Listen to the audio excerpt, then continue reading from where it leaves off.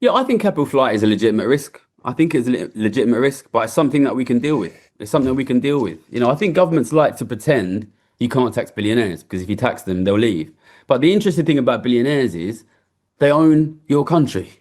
And what I mean is they own your land and they own your buildings and they own your mortgages and they own your government debt. If we were to bring in a tax on, TV presenters, you could be on the first plane to Dubai and you could be doing your job there. But what happened when Russia invaded Ukraine and suddenly the British government decides it's going to tax Roman Abramovich, one of the biggest Russian billionaires who was at the time living in London? Okay, he's on the first flight to Moscow, but because he's a billionaire, what does he own? Chelsea Football Club, a massive football club here in London. Well, what do? We just freeze the asset, we freeze the cash flows. These very, very wealthy people, they own assets in your country. They own your land, they own your property, they own your mortgages. You can tax them whether they leave or not. Now, listen, if we were Chinese and we owned $10 billion of Chinese assets, and the Chinese government comes to us and says, well, where's the tax on those assets? And we say, oh, well, I live in New Zealand, I'm not paying it. They're going to take the tax anyway. These guys, these people are not making money from their work. They are making money because they own your country. They own your Ugh. land, they own your natural resources, they own your property, they own your mortgages, they own your debt. You have to make a choice basically. Do you want the people who own your country to pay tax or not to pay tax? And that's a choice that the New Zealand public can make. But if you choose to allow them not to pay tax, you cannot be surprised when the ordinary public becomes impoverished in the long term. Chewie, I think you probably want or need to respond to that because that's pretty good. We have a choice. Do we want them to pay tax or not? That's it. And I mean, when I say I like the idea, I sometimes do think the economies of scales don't really work because Europe, obviously, the number of billionaires living in the UK is probably the same as the number of, multi-millionaires living in New Zealand or 100 millionaires in New Zealand. So it's not like many people in New Zealand own $1 billion sports team, but the themes are still the same. I mean, not that he's around anymore. I'm not saying this to disparage him, but Michael Hill jeweler, when he was alive, he'd go, I'm going to go live in a better tax zone. But all his stores are still here, and all those profits that the stores are making are still paying tax. So there is still tax coming from that very wealthy person in New Zealand, even if he does take off. And that's, I think, what Gary's kind of saying, Joey. Do you want to check my screen up? I can do that. I've got to take mine down first and then check yours up. There you go. There we go. So, this story came out recently. Millionaires don't flee states over higher tax. Increasing Yeah. state taxes on wealthy raised revenue without triggering millionaire flight, new study has found.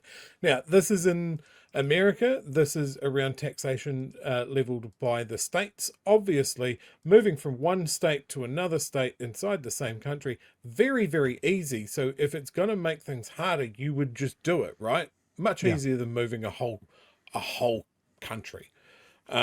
A common counter to raising taxes on the rich is that they'll simply flee their home states to jurisdictions with friendlier tax codes. We've heard that here, right? Yep. Even from Chippy, he was worried about it. So in Massachusetts and Washington, people with a net worth of at least 7 figures continued to expand after tax hikes.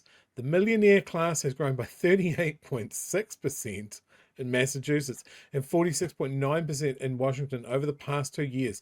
The seven-figure clubs in those states saw their wealth grow by $580 million and 748 million respectively. Not only did millionaires not flee the states imposing new taxes, but the states themselves became richer. The 4% surtax on $1 million incomes in Massachusetts and the 7% tax on capital gains of $250,000 or more in Washington state succeeded in raising revenue $2.2 billion in the 2024 financial year and $1.2 billion in its first 2 years of implementation, respectively. Yeah. But yeah, these guys might run. My argument is that if they're not pulling their fair share, let's see if they do. I was just looking as well because one of our podcasts, and I was just looking to see whether it was Gary or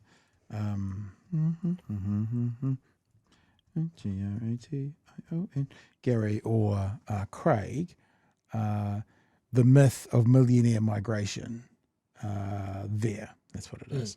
So if you're watching us on YouTube, it's on this page right now.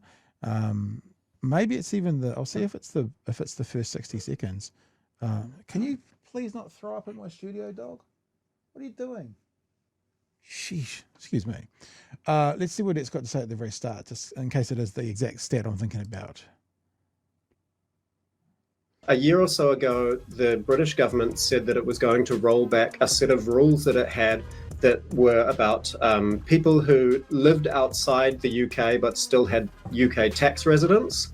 Under those rules, as they stood at the time, you could book income outside of the UK, and if that income wasn't generated in the UK, then you weren't subject to that taxation. And it meant that a lot of income that was being produced by UK citizens wasn't being taxed and not able to provide decent public services. That report received about 11,000 pieces of media coverage, not just in the UK, but around the world. It was very widely circulated.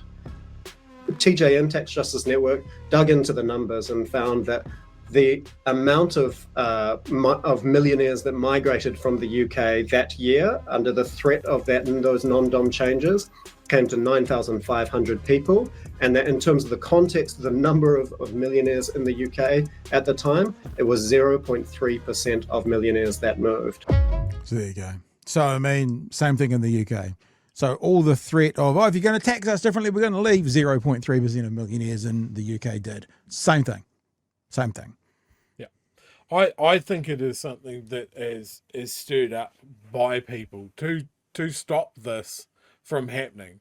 And those people are the property owning class, the people that are donating to the right-wing, low taxation parties and giving them such phenomenal war chests to compete in the marketplace of ideas, right? Yeah. And in elections and that sort of thing. Like, what, the right-wing parties have like 3, almost 4 times the amount of money to call on in the run-up to an election. Yeah, maybe more. And are we still comfortable in thinking that it is one person, one vote that is going to take the day? I am less and less comfortable with that as time goes on. Yeah.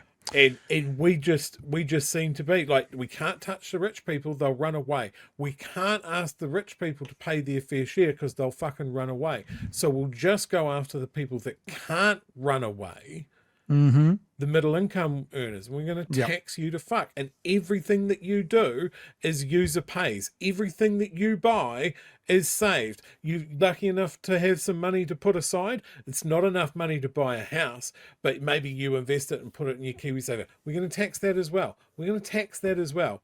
All the guys at the top, they have the tools and resources to hide the money. They have enough money then to pay the people to run the government based on, you're not going to come after us, right, bro? Because there's an understanding here. Wink, wink, nudge, nudge. Yeah. Yeah, All right, I'm furious about this.